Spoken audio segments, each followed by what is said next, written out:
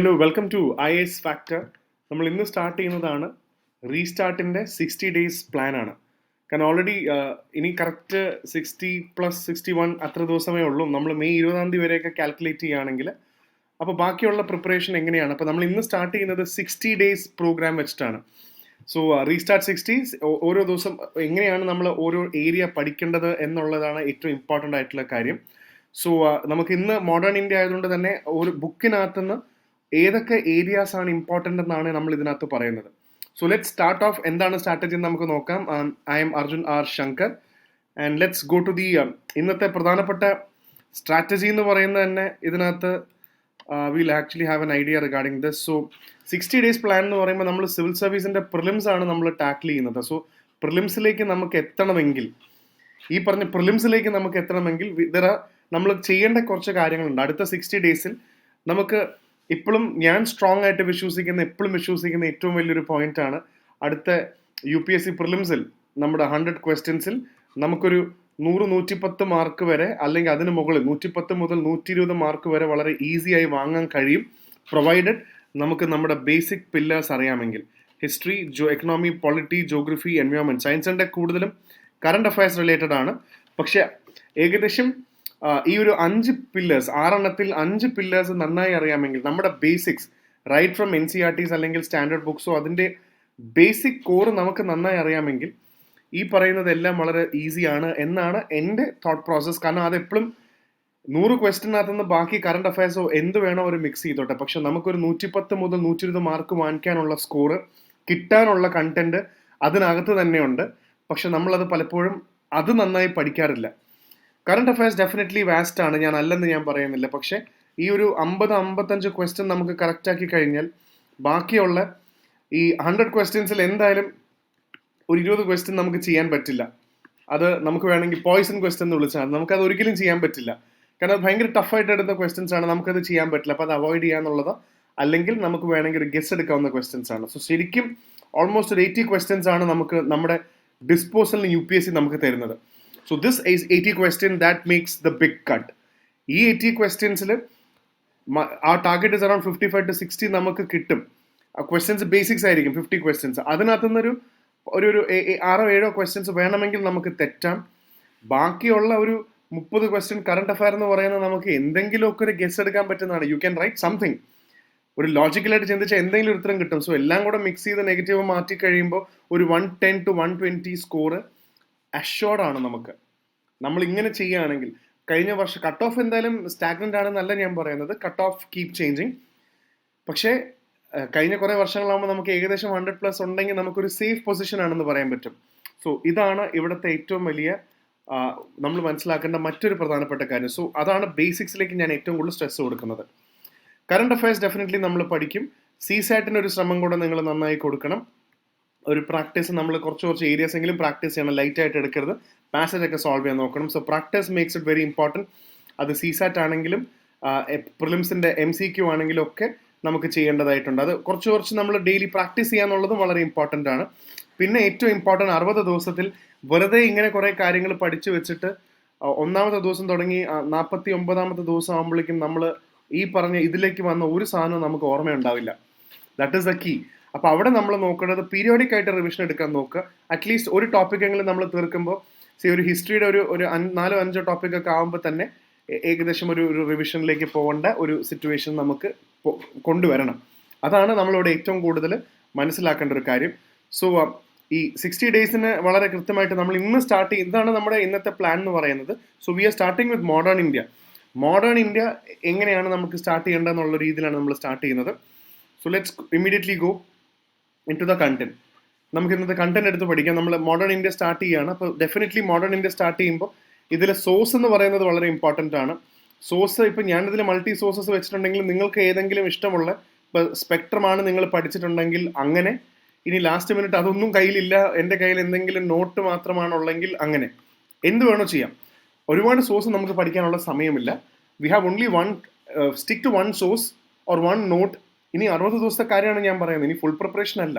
So kindly stick to 1 book or 1 note or any of this combination. ഏത് പഠിക്കുക എന്നുള്ളതല്ല, ഈ പ്രധാനപ്പെട്ട ഏരിയയിൽ നിന്നും ഇന്ന കാര്യങ്ങൾ പഠിക്കുക എന്നുള്ളതാണ് ഇമ്പോർട്ടൻറ്റ്. അത് എവിടെ നിന്ന് വേണോ നിങ്ങൾക്ക് കണ്ടെത്താം. ഓക്കെ, സോ നമ്മൾ ഇതിനകത്ത് നിന്ന് മോഡേൺ ഇന്ത്യ എന്ന് സ്റ്റാർട്ട് ചെയ്യുന്നത് നമ്മൾ പലപ്പോഴും 1498 തൊട്ടാണ് നമ്മുടെ മോഡേൺ ഇന്ത്യ സ്റ്റാർട്ട് ചെയ്യുന്നത്, വാസ്കോഡ ഗാമ വന്ന തൊട്ട്. സോ അതിനുശേഷം നമുക്കറിയാം യൂറോപ്യൻ പവേഴ്സ് ഇന്ത്യയിൽ വന്നിട്ടുണ്ട്. ഇതാണ് നമ്മുടെ ഇതിന്റെ ബേസിക് പ്രൊമൈസ്. ഈ ഒരു ഏരിയയിൽ നിന്നും പലപ്പോഴും ഒരുപാട് ക്വസ്റ്റ്യൻസ് ഈ അടുത്തും പണ്ടും ഒക്കെ ചോദിച്ചിട്ടുണ്ട്. ഈ PYQ എന്ന് പറയുമ്പോൾ നമ്മൾ വിചാരിക്കുന്നത് 2011 തൊട്ടല്ലല്ലോ PYQ സ്റ്റാർട്ട് ചെയ്യുന്നത്. അതിന് മുന്നേയും പ്രിലിംസ് നടന്നിട്ടുണ്ട്. വേറെ പാറ്റേൺ ആണെങ്കിൽ പോലും ക്വസ്റ്റ്യൻസ് എല്ലാം അങ്ങനെ തന്നെയാണ് ഇതിനകത്ത് തന്നെയാണ് വന്നിരിക്കുന്നത്.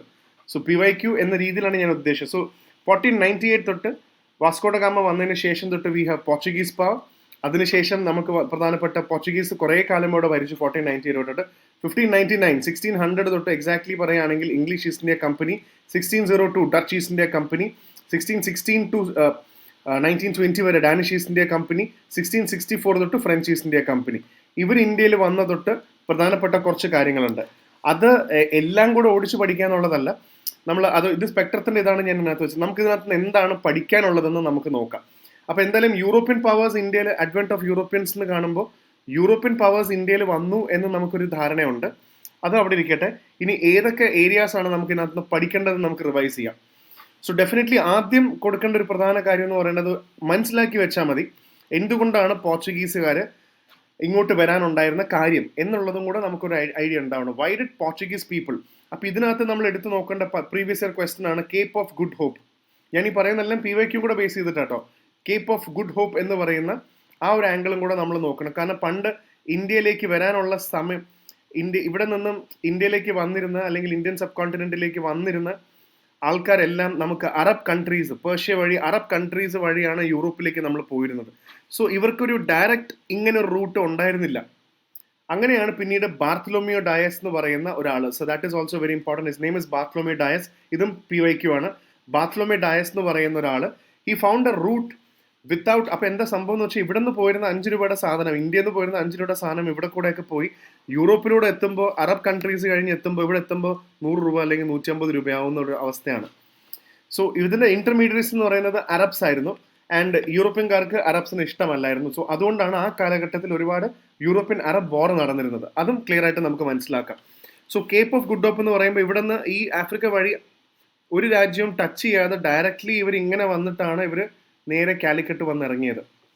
അപ്പോൾ ഈ എന്തുകൊണ്ടാണ് അവരിവിടെ വന്നത് എന്ന് പറയുന്നത് നിങ്ങൾക്കൊരു 5-6 കാര്യങ്ങൾ നിങ്ങൾക്ക് അറിഞ്ഞിരിക്കണം. പ്രിലിംസിന് വേണ്ടിയാണെങ്കിലും എന്തുകൊണ്ടാണ് അവരിവിടെ വന്നിരിക്കുന്നത്? അറബ്സ് ആയിരുന്നു. അപ്പോൾ ഈ ഒരു കോണ്ടെക്സ്റ്റ് നിങ്ങൾ നന്നായി വായിക്കാൻ ശ്രമിക്കുക, വിട്ടുപോകരുത്.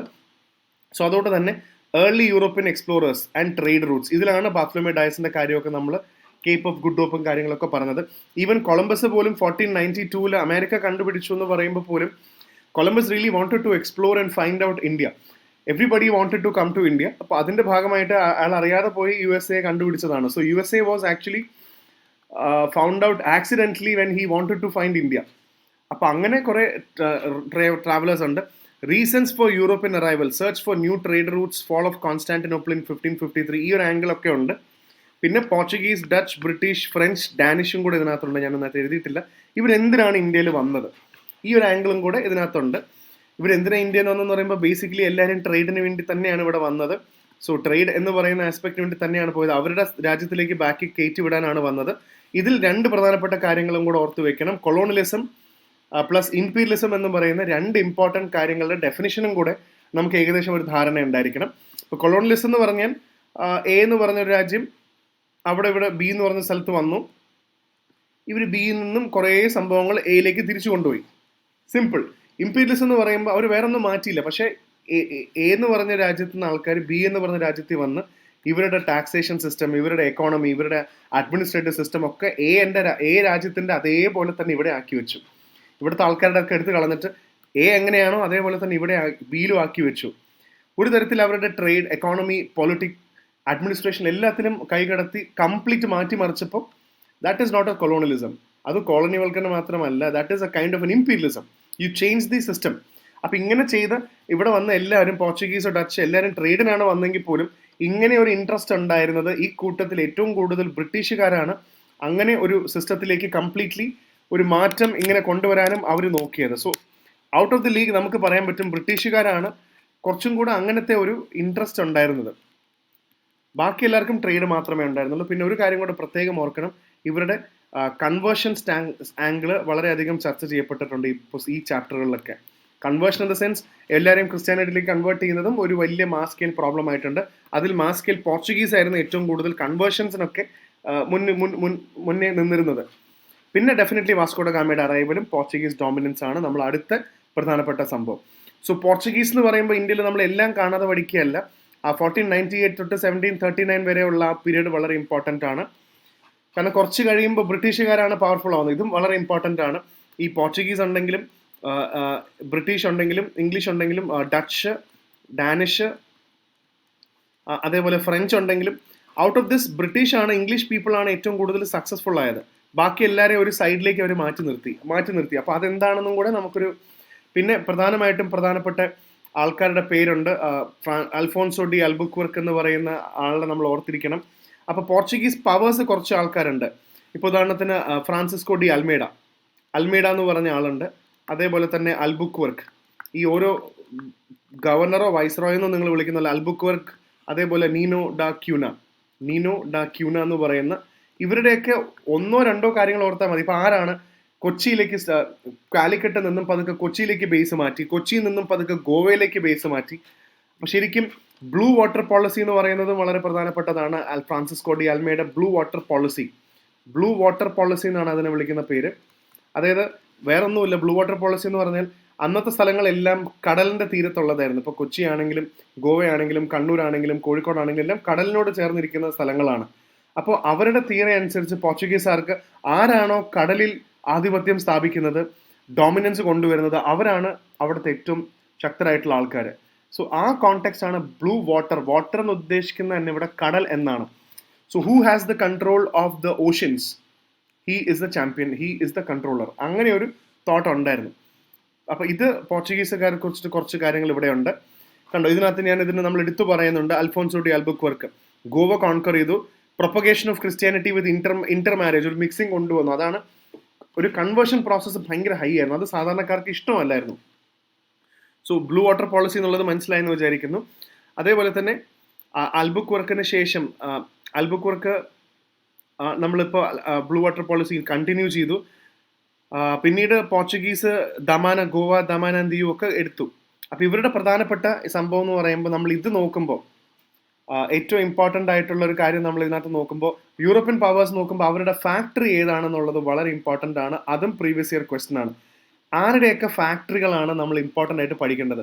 പോർച്ചുഗീസുകാരുടെ ഫാക്ടറി ഏതൊക്കെയാണ്, ഡച്ചുകാരുടെ ഫാക്ടറി ഏതൊക്കെയാണ്, ഇംഗ്ലീഷുകാരുടെ ഫാക്ടറി ഏതാണ്, ഡാനിഷുകാർ എവിടെ നിന്നു, ഫ്രഞ്ചുകാരുടെ ഫാക്ടറീസ് ഇവരെവിടെയൊക്കെ തുടങ്ങി എന്നുള്ളത് പ്രീവിയസ് ഇയർ ക്വസ്റ്റൻ ആണ്. Which of the following is A factory of Portuguese എന്ന് ചോദിച്ചാൽ നമുക്കൊരു ഐഡിയ ഉണ്ടാവണം. സോ നമുക്ക് ആദ്യം നമ്മൾ കാണേണ്ടത് ഗോവയുടെ കാര്യങ്ങളാണ് നമ്മൾ ഇതിനകത്ത് നോക്കുന്നത്. സോ പിന്നീട് അവർ പോയ സ്ഥലങ്ങളാണ്, ട്രേഡിംഗ് സെന്റേഴ്സ് തമിഴ്നാട്ടിലുണ്ടായിരുന്നു. സോ ഓൾവേസ് അണ്ടർസ്റ്റാൻഡ്, ആദ്യം ഗോവ 1510 ആയപ്പോൾ ഗോവ കോൺക്വർ ചെയ്തു. പിന്നെ കുറെ കഴിഞ്ഞപ്പോൾ ഗോവ, ദമാൻ ആൻഡ് ദിയു ഉണ്ടായിരുന്നു. സോ പിന്നെ മച്ചിലിപ്പട്ടണം, ചിൻസിറ, മാഹെ, അങ്ങനെ കുറേ സ്ഥലങ്ങൾ ഇവർ പതുക്കെ നമുക്ക് ഇതിനകത്ത് കാണാൻ പറ്റും. ഓരോ സ്ഥലങ്ങളിലാണ്. ഇപ്പോൾ പോർച്ചുഗീസുകാർക്ക് വേറെ ഓരോ സ്റ്റേറ്റ്, ഓരോ പവേഴ്സിന് വേറെ പവേഴ്സ് ഇതാണ് കൊടുക്കുന്നത്. നമ്മൾ ഡീറ്റെയിൽ ആയിട്ട് നോക്കും, ഓരോ ഫാക്ടറി നമുക്ക് ഡീറ്റെയിൽ ആയിട്ട് നമുക്ക് ചെക്ക് ചെയ്യാം. ഓക്കെ, അതാണ് ഇതിനകത്തുള്ള ഏറ്റവും ഇമ്പോർട്ടൻ്റ് ആയിട്ടുള്ള കാര്യം. നമുക്ക് അടുത്തത് ഡച്ച് ഇൻ ഇന്ത്യ എന്ന് പറയുന്നതും വളരെ ഇമ്പോർട്ടൻ്റ് ആണ്. ഡച്ച്, പക്ഷേ ഇതിനകത്ത് ഡച്ചിനെക്കാട്ടും ഞാൻ അപ്പുറത്തേക്ക് ഇംഗ്ലീഷിലേക്ക് വരാം. കാരണം പോർച്ചുഗീസിന്റെ റൈസ് ആൻഡ് ഫോളിനെക്കാട്ടും കൂടുതൽ ഇംഗ്ലീഷ് ഈസ്റ്റ് ഇന്ത്യ കമ്പനിയാണ്. കാരണം ഓർഡർ അനുസരിച്ചിട്ട് 1498 വാസ്കോ ഡ ഗാമ വന്നുവെങ്കിൽ അടുത്ത 1600 പ്രധാനമായിട്ടും ഇംഗ്ലീഷ് ഈസ്റ്റ് ഇന്ത്യ കമ്പനിയാണ് ഇന്ത്യയിൽ വരുന്നത്. അപ്പോൾ അത് ഇംഗ്ലീഷ് ഈസ്റ്റ് ഇന്ത്യ കമ്പനിയെ കുറിച്ചിട്ട് എല്ലാം അറിയണം. ക്വീൻ എലിസബത്ത് I കാര്യം, ഇനീഷ്യലി എന്തിനാണ് അവരോട് വിട്ടത്, അവരോട് ട്രേഡ് ചെയ്യാൻ വന്നവരാണ്. ഇനീഷ്യലി ആദ്യം കുറച്ച് സമയമേ ട്രേഡ് ചെയ്യാൻ കൊടുത്തിരുന്നുള്ളൂ. പിന്നെയാണ് കുറെ അടുത്ത എക്സ്റ്റൻഷൻ കൊണ്ടുവന്നത്. ഇത്ര വർഷം ട്രേഡ് ചെയ്താൽ വേണ്ട, കുറച്ചും കൂടെ ട്രേഡ് ചെയ്തോളാനുള്ള പവർ കൊടുത്തത്. സോ പിന്നെ ഇനിഷ്യലി വന്ന ഉടനെ തന്നെ അവരുടെ ചലഞ്ച് എന്ന് പറഞ്ഞാൽ മറ്റ് യൂറോപ്യൻ പവേഴ്സിനെ ബീറ്റ് ചെയ്യുക എന്നുള്ളതാണ്. അപ്പോൾ പോർച്ചുഗീസുകാരുടെ ഉള്ള ഫൈറ്റും ഡച്ചുകാരുള്ള ഫൈറ്റും ഇതൊക്കെ നമ്മൾ നോക്കി വെക്കണം. പിന്നെ വന്നിരിക്കുന്ന കുറേ ട്രാവലേഴ്സാണ്, അതും പരീക്ഷയ്ക്ക് ഇമ്പോർട്ടൻ്റ് ആണ്. ഈ ഇംഗ്ലീഷുകാരുടെ വന്ന ട്രാവലേഴ്സും ഇപ്പോൾ ഉദാഹരണത്തിന് captain Hawkins, sir Thomas raw, അടുത്തൊരു പിക്ചറിൽ ഞാൻ കുറച്ച് ആൾക്കാരുടെ പേര് വെച്ചിട്ടുണ്ട്. നമുക്ക് അതും കൂടെ ഒന്ന് നോക്കി പോകാമെന്നല്ല, റിവിഷൻ എന്ന രീതിയിൽ അതും കൂടെ ഒന്ന് നോക്കി പോകേണ്ടതാണ്. ഇപ്പോൾ captain Hawkins, sir Thomas raw, ഇനിയും ആൾക്കാരുണ്ട്. അപ്പോൾ ഇവരും മുഗൾസും തമ്മിലുള്ള ബന്ധം, ഇവർ വന്ന സമയത്ത് മുഗൾസും ഉണ്ടായിരുന്നു ആ സമയത്ത്. മുഗൾസിന്റെ കാലഘട്ടത്തിലാണല്ലോ ഇവർ വരുന്നത്. സോ ഒബ്വിയസ്ലി മുഗൾസ് അവിടെ ഉണ്ടായിരുന്ന സ്ഥിതിക്ക് മുഗൾസ് ആയിട്ടുള്ള ഒരു ബന്ധവും കൂടെ ഇവിടെ വളരെ ഇമ്പോർട്ടൻ്റ് ആണ്. സോ അതും കൂടെ നമുക്ക് പഠിക്കേണ്ടതായിട്ടുണ്ട്. സോ ഫസ്റ്റ് 1651 അവർ ഹൂഗ്ലിയിൽ ബംഗാളിൽ ഫാക്ടറി വന്നു, പിന്നീട് ബോംബെ ബ്രിട്ടീഷുകാർക്ക് കിട്ടി. സോ ഇവരുടെയും ഫാക്ടറി കൃത്യമായിട്ട് അറിയണം. സോ ഇവരും ട്രേഡിങ്ങിന് വന്നു. ഇവിടെ വന്നിട്ട് ഒബ്വിയസ്ലി പോർച്ചുഗീസുകാരും പിന്നീട് ഡച്ചുകാരായിട്ട് ഒരു വലിയൊരു ഫൈറ്റ് ഇവിടെ വേണ്ടി വന്നു, ഇവർക്ക് ഇവിടെ ഡോമിനൻസ് സ്ഥാപിക്കാൻ വേണ്ടി. അപ്പോൾ അതൊരു ആംഗിളാണ്. ഇനി ഇപ്പുറത്തെ സൈഡിലേക്ക് നമ്മൾ വരുമ്പോൾ പോർച്ചുഗീസുകാരല്ല, ഇപ്പുറത്തെ സൈഡ് ഡച്ചുകാരും. അവരും 1602 ഇവർ വന്നു, 1602 ഇവരും വന്നു. വിത്തിൻ 2 years ആയപ്പോൾ ഡച്ചുകാർ ഇവിടെ വന്നു. ഡച്ച് എന്ന് ഉദ്ദേശിക്കുന്നത് നമ്മൾ ഇന്നത്തെ ഹോളണ്ട് അല്ലെങ്കിൽ നെതർലാൻഡ്സ് എന്ന് പറയുന്ന രാജ്യമാണ് ഡച്ചുകാരും നമ്മൾ വിളിക്കുന്നത്. സോ അവർ ഡച്ച് ഈസ്റ്റ് ഇന്ത്യ കമ്പനി കൊണ്ടുവന്നു. അവരുടെ പ്രധാനപ്പെട്ട സെന്റേഴ്സ് ആണ് പുലിക്കട്ട്, നാഗപട്ടണം, മസൂലിപ്പട്ടണം, ചിൻസുറ എന്ന് പറഞ്ഞ് നമ്മൾ ഇവിടെ നോക്കിയിരുന്നു. ട്രേഡിംഗ് സെന്റേഴ്സ് ഇല്ലേ, മച്ചിലിപ്പട്ടണം, ചിൻസുറ, അതായിരുന്നു അവരുടെ ഇനിഷ്യൽ ആയിട്ടുള്ള സെന്റേഴ്സ് എന്ന് പറയുന്നത്.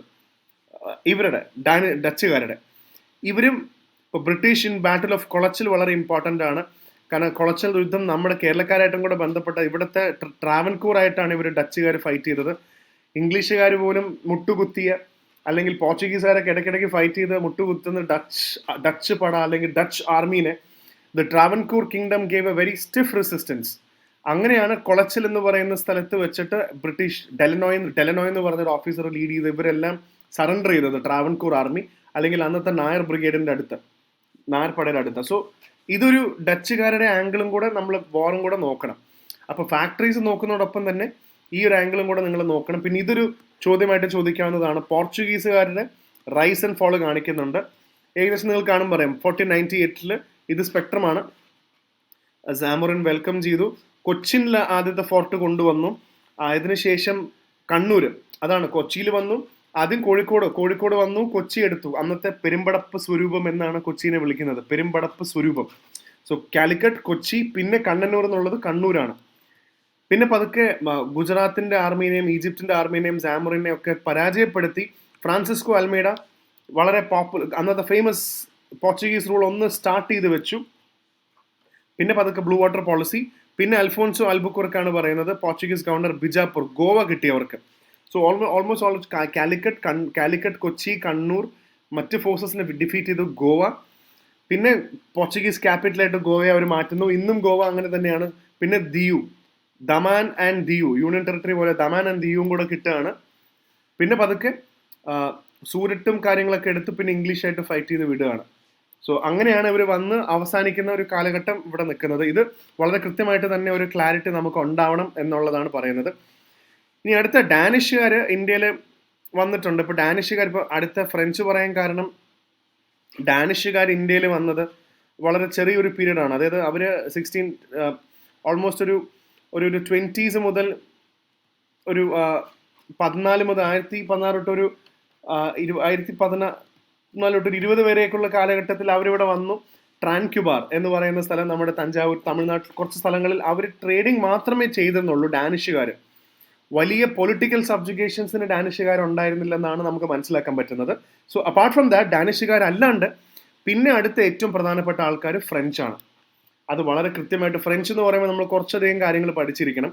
കാരണം നമ്മൾ ഈ ലീഗ് പറഞ്ഞല്ലോ, പോർച്ചുഗീസ്, ഡച്ച്, ഡാനിഷ് അല്ലെങ്കിൽ ഫ്രഞ്ച് എന്ന് പറയുമ്പോൾ ഈ കൂട്ടത്തിൽ ഇംഗ്ലീഷുകാർക്ക് ഏറ്റവും നല്ല റെസിസ്റ്റൻസ് കൊടുക്കാൻ, നല്ല സ്ട്രോങ് ആയിട്ടുള്ള റെസിസ്റ്റൻസ് കൊടുക്കാൻ പറ്റിയിരുന്നത് ഫ്രഞ്ച് കമ്പനിക്കാണ്. കാരണം പക്ഷേ ഒരു വ്യത്യാസമുണ്ട്. ഫ്രഞ്ച് കമ്പനി അവിടുത്തെ ഗവൺമെന്റ് കമ്പനിയും English East India company private company ആയിരുന്നു.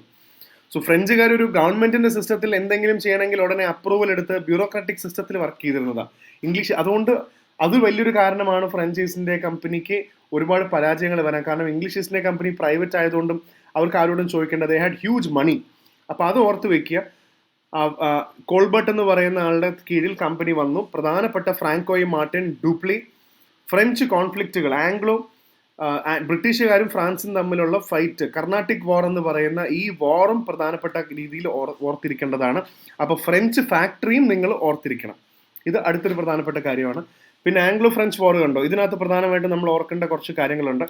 നിങ്ങൾ ഇത്രയും മനസ്സിലാക്കിയാൽ മതി. ആംഗ്ലോ ഫ്രഞ്ച് എന്ന് പറയുമ്പോൾ ഇംഗ്ലീഷും ഫ്രഞ്ചും തമ്മിൽ യുദ്ധമുണ്ട് എന്നുള്ളത് മനസ്സിലാക്കുക. ഇതിൻ്റെ എല്ലാ കാരണങ്ങളൊന്നും നമുക്ക് മുഴുവൻ മനസ്സിലാക്കി വെക്കാനൊന്നും പറ്റുമൊന്നുമില്ല. ഓർത്ത് വെച്ചാൽ നല്ലത്, പക്ഷെ പറ്റിയില്ലെങ്കിലും കാരണങ്ങൾ ഫൈറ്റ് ചെയ്ത് മനസ്സിലാക്കുക. ഫസ്റ്റ്, സെക്കൻഡ്, തേർഡ് കർണാട്ടിക് വാറിൽ നമുക്ക് റിവിഷൻ ആവശ്യമുള്ള കാര്യം, ഇതെല്ലാം ഇന്ത്യയിൽ നടന്ന പ്രശ്നമൊന്നും ആയിരിക്കില്ല. ഇംഗ്ലണ്ടിലും ഫ്രാൻസും പുറത്ത് നടക്കുന്ന പ്രശ്നവും ഇന്ത്യയിൽ എഫക്റ്റഡ് ആവും. ചിലപ്പോൾ ഇന്ത്യയിലുണ്ട്. ഇതിൽ പ്രധാനപ്പെട്ട ഒരു കാര്യം, പുറത്ത് നടക്കുന്ന കാര്യങ്ങൾ ഇവരെ എഫക്റ്റ് ചെയ്യും, പിന്നെയും പുറത്ത് നടക്കുന്ന കാര്യങ്ങൾ ഇവർ എഫക്റ്റ് ചെയ്യും. ഇന്ത്യയിൽ നടന്ന രണ്ട് കാര്യം എന്ന് പറയുമ്പോൾ, ഇന്ത്യയിൽ ഇവർക്ക് റൂൾ ചെയ്യണമെങ്കിൽ എന്താ സംഭവം എന്ന് വെച്ചാൽ, ഇന്ത്യയിലും റൂളേഴ്സ് ഉണ്ടാവും, എയും ബിയും. ഇപ്പോൾ ഹൈദരാബാദ്, കർണാടക, ഒരു എക്സാമ്പിൾ ഞാൻ പറഞ്ഞത്, എയും ബിയും ഉള്ള റൂളേഴ്സ് ഉണ്ടാവും.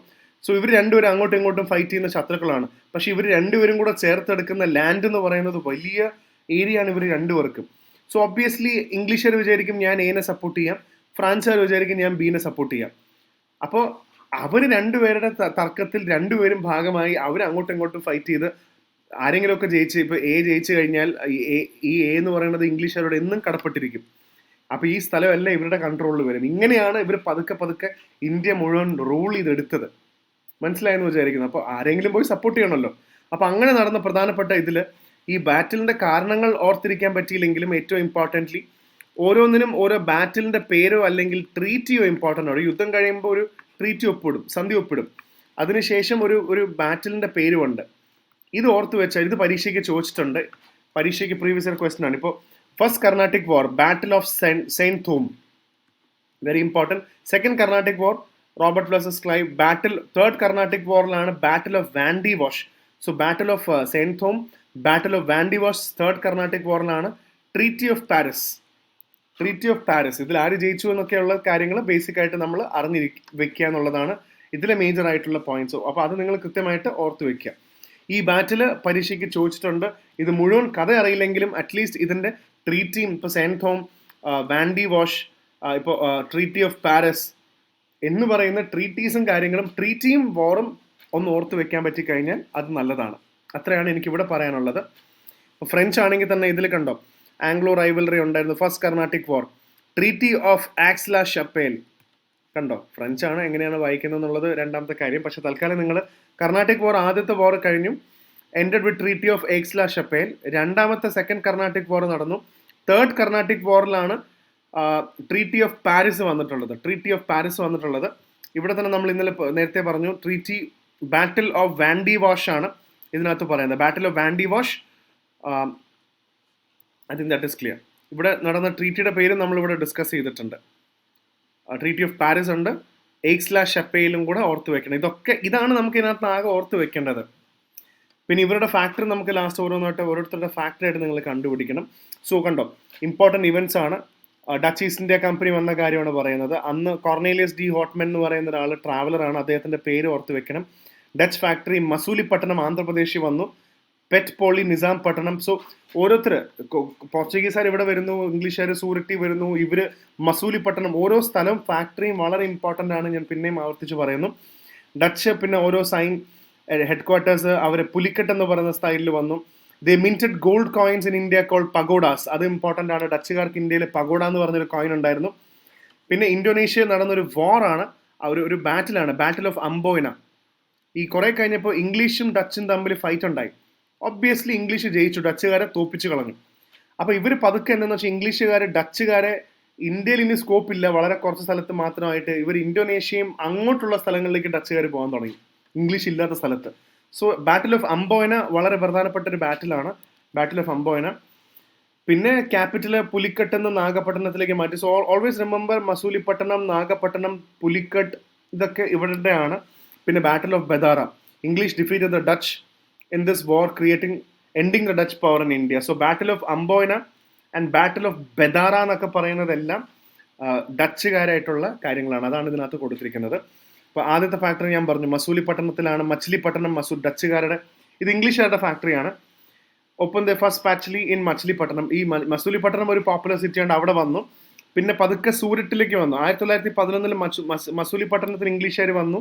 പിന്നീടാണ് സൂറത്തിലേക്ക് വരുന്നത്.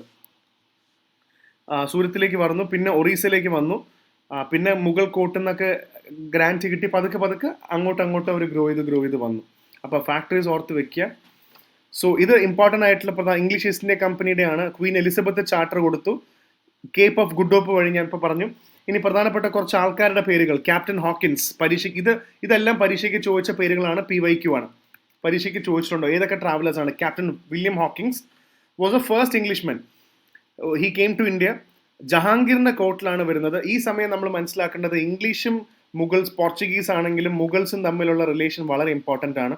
ഇവരെല്ലാം മുഗൾസിന്റെ എംപറർ റൈറ്റ് ഫ്രം അക്ബറിന്റെ സമയം തൊട്ടേ അക്ബർ കുറെ പോർച്ചുഗീസുകാരെ ഇങ്ങോട്ട് വിളിക്കുന്നുണ്ട്. And even Akbar had A Portuguese wife. ഇവരെ വിളിച്ചു വരുത്തുന്ന വേറെ ഒന്നിനും വേണ്ടിയല്ല, ചർച്ച ചെയ്യാൻ വേണ്ടിയാണ്. അക്ബർ പിന്നെ ഭയങ്കര ചർച്ച നടത്തുന്ന ആളായതുകൊണ്ട് എല്ലാവരെയും ചർച്ച നടത്താൻ വേണ്ടി വിളിച്ചതാണ്. പക്ഷേ ഈ ചർച്ച നടത്തിയിട്ട് ഇവർക്ക് ഇംഗ്ലീഷുകാർക്കും പോർച്ചുഗീസുകാർക്കും ഇവർക്കൊരു ഐഡിയോളജി എന്താണെന്ന് വെച്ചാൽ മുഗൾസിനെ ക്രിസ്ത്യാനിറ്റിയിലേക്ക് കൺവേർട്ട് ചെയ്യണമെന്നൊരു താല്പര്യം ഉണ്ടായിരുന്നു. പക്ഷെ അക്ബർ അവിടെ പോയിട്ട് അവരെ ഇസ്ലാമിലേക്ക് കൺവേർട്ട് ചെയ്തില്ല എന്നേ ഉള്ളൂ. കാരണം അക്ബറിനെ അങ്ങനെ കൺവിൻസ് ചെയ്യാൻ പറ്റില്ല. പക്ഷെ എന്നാലും നമ്മൾ പറയുന്നുണ്ട് ജഹാംഗീറിന്റെ സമയത്തും ഷാജഹാന്റെ സമയത്തും ആഗ്രയിൽ ക്രിസ്ത്യൻ കൺവേർഷൻസ് നടന്നതായ റിപ്പോർട്ടുകൾ ഇതിനകത്ത് ബുക്കിൽ നമുക്ക് ഒരുപാട് റിപ്പോർട്ട്സ് കാണാൻ പറ്റും. എന്തായാലും ദ കമ്പനി ആദ്യം ഇംഗ്ലീഷ് ഈസ്റ്റ് ഇന്ത്യ കമ്പനി സൂററ്റിൽ വന്നു, ഫാക്ടറി സൂററ്റിൽ കൊണ്ടുവന്നു. എല്ലായിടത്തും ഉണ്ടായിരുന്നു ഫാക്ടറീസ്, പക്ഷെ സൂററ്റിൽ വളരെ പ്രധാനപ്പെട്ട, മറ്റവർക്ക് മച്ചിലിപ്പട്ടണം, ഇവിടെ സൂററ്റ്. പിന്നെ ക്യാപ്റ്റൻ ഹോക്കിൻസ് കഴിഞ്ഞ് റോയൽ ഫർമാൻ കിട്ടി. ട്രേഡ് ചെയ്യാനുള്ളതാണ് ഈ റോയൽ ഫർമാൻ എന്ന് പറഞ്ഞാൽ ഒബ്വിയസ്ലി നിങ്ങൾക്കറിയാം ട്രേഡ് ചെയ്യാൻ വേണ്ടിയുള്ളതാണ്. പിന്നെ അത് കഴിഞ്ഞിട്ട് തോമസ് റോ എന്ന് പറഞ്ഞ ആളാണ് അവിടെ ഉള്ളത്. ബാറ്റിൽ ഓഫ് പോർച്ചുഗീസായിട്ട് ഫൈറ്റ് ചെയ്തൊരു ബാറ്റിലാണ് ബാറ്റിൽ ഓഫ് സ്വാലി ഹോൾ. സൂരത്തിനടുത്തൊരു ബാറ്റിലാണ് സ്വാലി ഹോൾ എന്ന് പറയുന്നൊരു ബാറ്റിൽ. ബദേര എന്ന് പറയുന്നൊരു ബാറ്റിലും ഇവിടെ സ്വാലി ഹോൾ, അംബോനെ പോലെ സ്വാലി ഹോൾ എന്ന് പറയുന്നത് പോർച്ചുഗീസുകാരായിട്ട് ഫൈറ്റ് ചെയ്തൊരു ബാറ്റിലാണ്. തോമസ് റോ ജഹാംഗീറിന്റെ കോർട്ടിൽ തന്നെ അംബാസിഡർ ആയിട്ട് വന്നു. ട്രേഡ് ചെയ്യാനുള്ള ലൈസൻസും കാര്യങ്ങളൊക്കെ കിട്ടി. പിന്നെ സുൽത്താൻ ഓഫ് ഗോൾക്കൊണ്ടയാണ് ഗോൾഡൻ ഫർമാൻ കൊടുത്തത്. ജഹാംഗീർ സാധാരണ റോയൽ ഫർമാൻ ആണ് കൊടുത്തത്, ട്രേഡ് ചെയ്യാനുള്ളതാണ്. ഈ ഫർമാൻ എന്ന് പറയുന്നത് ട്രേഡ് ചെയ്യാനുള്ള സാധനമാണ്. പക്ഷേ സുൽത്താൻ ഗോൾക്കൊണ്ടയിലെ സുൽത്താൻ ഗോൾഡൻ ഫർമാൻ ആണ് കൊടുത്തത്, പോർട്ട് ഓഫ് ഗോൾക്കൊണ്ട. കാരണം ഗോൾക്കൊണ്ട എന്ന് പറയുന്നത് തന്നെ ഹ്യൂജ് ഡയമണ്ട് സിറ്റി, നമ്മുടെ കോഹിനൂറൊക്കെ വന്ന പ്രധാനപ്പെട്ട സിറ്റിയാണ് ഗോൾക്കൊണ്ട എന്ന് പറയുന്നത്. സോ ഗോൾഡൻ ഫർമാൻ കിട്ടിയത് സുൽത്താൻ ഓഫ് ഗോൾക്കൊണ്ടയാണ്. റോയൽ ഫർമാൻ ജഹാംഗീർ കൊടുത്തു. ആനുവൽ 500 പഗോഡാസ് എന്ന് പറയുന്നത് ഗോൾഡ് കോയിൻ ആണെന്നാണ് മനസ്സിലാക്കുക പഗോഡ. പിന്നെ ഫ്രാൻസിസ് ഡേ എന്ന് പറഞ്ഞ ആൾ വന്നു. ഇത് പ്രീവിയസ് ക്വസ്റ്റ്യൻ ആണ്. 2022 23 ചോദിച്ചില്ല മദ്രാസ് ആരുടെ കയ്യിൽ നിന്നാണ് കിട്ടിയെന്ന് ചോദിച്ചാൽ ലീസിന് എടുക്കുക ചെയ്തത്. രാജാ ഓഫ് ചന്ദ്രഗിരിയുടെ കയ്യിൽ നിന്ന് ദേ ഷിഫ്റ്റഡ് ദർ ആക്ടിവിറ്റി മദ്രാസ്. ബ്രിട്ടീഷുകാർ മദ്രാസിലേക്ക് മാറി. ഫ്രാൻസിസ് ഡേ ആണ് മദ്രാസ് ലീസിന് എടുത്തത്. നമ്മൾ കട ലീസിന് എടുക്കുകയാണ്, ബിൽഡിംഗ് ലീസിന് എടുക്കുക എന്ന് പറഞ്ഞാൽ മദ്രാസ് ഇവർ ലീസിന് എടുത്തു. അങ്ങനെ മദ്രാസിലേക്ക് വന്നു. പിന്നെ പതുക്കെ ബ്രിട്ടീഷുകാർ അവിടെ ഫോർട്ട് സെന്റ് ജോർജ് സ്റ്റാർട്ട് ചെയ്തു. അങ്ങനെയാണ് ഫോർട്ട് സെന്റ് ജോർജ് പിന്നീട് മദ്രാസ് ആയി മാറിയത്. സോ അങ്ങനെ ഓർത്ത് വെക്കുക, ഫ്രാൻസിസ് ഡേ, തോമസ് റോ, ഈ ആൾക്കാർ. അപ്പം മദ്രാസ്, അപ്പോൾ പതുക്കെ സൂററ്റിൽ നിന്നും പതുക്കെ ഫാക്ടറികൾ ഉണ്ടാക്കി ബംഗാളിൽ പോയി പതുക്കെ ചെന്നൈയിൽ മദ്രാസിലേക്ക് എത്തുന്ന ഒരു സിറ്റുവേഷൻ നമുക്കിവിടെ കാണാൻ സാധിക്കും. അത് ഓർത്ത് വെക്കുക. ഫ്രഞ്ച് ഫാക്ടറി ആണെങ്കിലും ഫ്രാൻസിസ് കാരൻ ആണ് ആദ്യം. എഗെയിൻ മസൂലിപ്പട്ടണം, സൂററ്റ് എല്ലാം കോമൺ ആട്ടോ. ബ്രിട്ടീഷുകാരും എല്ലാം ഒരേ കോമൺ സ്ഥലത്താണ് ഇവർ വന്നിരുന്നത്. സോ സൂററ്റ് ഇംഗ്ലീഷുകാർക്കും ഉണ്ട്, നമുക്കും ഉണ്ട്. മസൂലിപ്പട്ടണം എല്ലാവർക്കും ഉണ്ട്, ബ്രിട്ടീഷുകാർക്കൊക്കെ ഉണ്ട്, പറയുന്നുണ്ടല്ലോ, ഡച്ചുകാർക്ക് പറയുന്നുണ്ട്. പിന്നെ പോണ്ടിച്ചേരി. പിന്നെ ഫ്രഞ്ചുകാർ ഏറ്റവും ഇമ്പോർട്ടൻ്റ്ലി പോണ്ടിച്ചേരിയിലേക്ക് മാറി. പോർച്ചുഗീസുകാർ ഗോവയിലേക്ക് പോയ പോലെ ഇവർ പോണ്ടിച്ചേരി പോയി. ഇപ്പോഴും പോണ്ടിച്ചേരിയിൽ ഫ്രഞ്ചുകാരാണല്ലോ. പിന്നെ കാൽക്കട്ടയുടെ അടുത്ത് they built a town called Chandan Nagar എന്ന് പറയുന്ന സ്ഥലത്തേക്ക്. അപ്പോൾ എപ്പോഴും ഓരോ യൂറോപ്യൻ പവർ പറയുമ്പോൾ 2-3 കാര്യങ്ങൾ നമുക്ക് എപ്പോഴും ഓർമ്മ വേണം. ചന്തോർ നഗർ, മസൂലിപ്പട്ടണം, ഓരോരുത്തരെ കുറിച്ച് പറയുമ്പോൾ നമുക്ക് ഓർമ്മ വേണം. Dutch captured Pondicherry but it restored from the treaty of Ryswick. അപ്പോൾ ഇവിടെ ഒരു ട്രീറ്റി ഉണ്ട്, ട്രീറ്റി ഓഫ് റെസ്വിക് എന്ന് പറയുന്നത് പോണ്ടിച്ചേരി ഫ്രഞ്ചുകാർക്ക് തിരിച്ചു കിട്ടി. French also occupied the control of islands of Mauritius and reunion in Indian ocean. പിന്നെ അതേപോലെ പിന്നെ മറ്റ് ഫ്രഞ്ച് ഫാക്ടറീസ് എന്ന് പറയുന്നത് മാഹി, നമ്മുടെ കണ്ണൂർ മാഹി, കരേക്കൽ, കാസിം ബസാർ, ബലാസോർ, ഇതൊക്കെയാണ് ഫാക്ടറികൾ. അപ്പോൾ ഇത് നിങ്ങളൊന്ന് ഓർത്ത് വെക്കാൻ ശ്രമിക്കുക, ഏതൊക്കെയാണ് ഫാക്ടറികൾ എന്നുള്ളത് ഓർത്ത് വെക്കാൻ ശ്രമിക്കുക. പിന്നെ അടുത്ത് ഞാൻ ഇതിലത്ത് മാർക്ക് ചെയ്യുന്നത് കുറച്ച് ട്രാവലേഴ്സ് ആണ്. ഈ കാലഘട്ടത്തിൽ വന്ന NCERTയിലും ഇതിലൊക്കെ പറയുന്ന കുറച്ച് ട്രാവലേഴ്സ് ഉണ്ട്. ട്രാവലേഴ്സ് UPSCയുടെ ഒരു ഫേവറേറ്റ് ഏരിയ ആയതുകൊണ്ടാണ് ഇതിലും കൂടെ നിങ്ങളൊരു ക്ലാരിറ്റി ഉണ്ടാക്കിയെടുക്കാൻ വേണ്ടി ഞാൻ ഇതിൽ പറയുന്നത്. So number 1, Christopher Columbus obviously India കണ്ടുപിടിക്കാൻ വേണ്ടി പോയി അമേരിക്ക കണ്ടുപിടിച്ചു. He ended up finding America. Next is Thomas raw. ഞാൻ പറഞ്ഞു ബ്രിട്ടീഷ് അംബാസഡർ ആയിരുന്നു. ഇവിടെ വന്നു. He wrote the book voyage of east Indies എന്നൊരു പുസ്തകം അദ്ദേഹം എഴുതിയിട്ടുണ്ട്. മുഗൾ എംപയറും ഇദ്ദേഹത്തും കൂടെ വന്ന ട്രാവൽസും കാര്യങ്ങളൊക്കെ അവിടെ എഴുതിയിട്ടുണ്ട്. സോ തോമസ് റോ ഫാർമാൻ കിട്ടിയ ആളാണ്. സോ അദ്ദേഹത്തിൻ്റെ പുസ്തകം voyage to the East Indies എന്ന് പറയുന്നത് ഒരു ബുക്കാണ്. പിന്നെ അദ്ദേഹത്തിന് മറ്റൊരു വർക്ക് എന്ന് പറയുന്നത് journal of the mission of the Mughal empire. അദ്ദേഹം മുഗൾ എംപയറിനെ കുറിച്ചുള്ള കാഴ്ചകളെ കുറിച്ചൊക്കെ എഴുതിയിട്ടുണ്ട്, പ്രധാനപ്പെട്ടത് NCERTയിലുണ്ട്. അടുത്തത് ഫ്രാങ്കോയി ബെർണിയർ എന്ന് പറയുന്ന ഇദ്ദേഹം ഇതിന് ബുക്കിനകത്ത് NCERTക്കകത്ത് പറയുന്നുണ്ട്. ഫ്രഞ്ച് ട്രാവലർ ആയിരുന്നു, ഒരു ഡോക്ടർ ആയിരുന്നു. ഔറംഗസേബിന്റെ സമയത്ത് വന്നതാണ്. ഔറംഗസേബിന്റെ പേഴ്സണൽ ഫിസീഷ്യൻ ആയിരുന്നു. അപ്പോൾ ഒരു ഡോക്ടർ ആകുമ്പോൾ മുഗൾ രാജാവിന്റെ ഡോക്ടറും കൂടെ ആയിരുന്നു ഫ്രാങ്കോയിസ് ബർണർ എന്ന് പറയുന്നത്.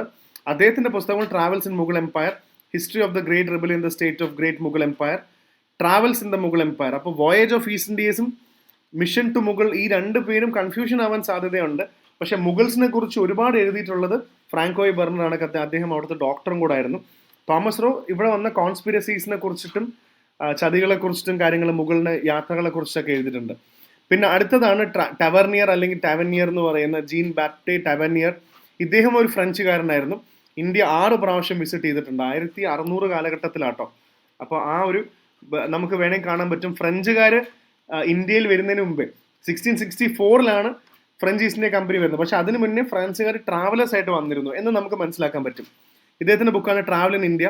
ഷാജഹാന്റെ സമയത്താണ് വരുന്നത് ഇദ്ദേഹം. ഫ്രാങ്കോയ് ബർണിയർ ഔറംഗസേബിന്റെ സമയത്ത് ഈ ട്രാവലേഴ്സ് പരീക്ഷയിൽ PYQ ആണ്, എത്രയോ പ്രാവശ്യം ചോദിച്ചിട്ടുണ്ട്. കൃഷ്ണദേവരായയുടെ സമയത്ത് വന്ന ട്രാവലർ ഏതാണ്, ഇബ്നു ബത്തൂത്ത എന്നൊക്കെ പറയുന്ന പോലെ.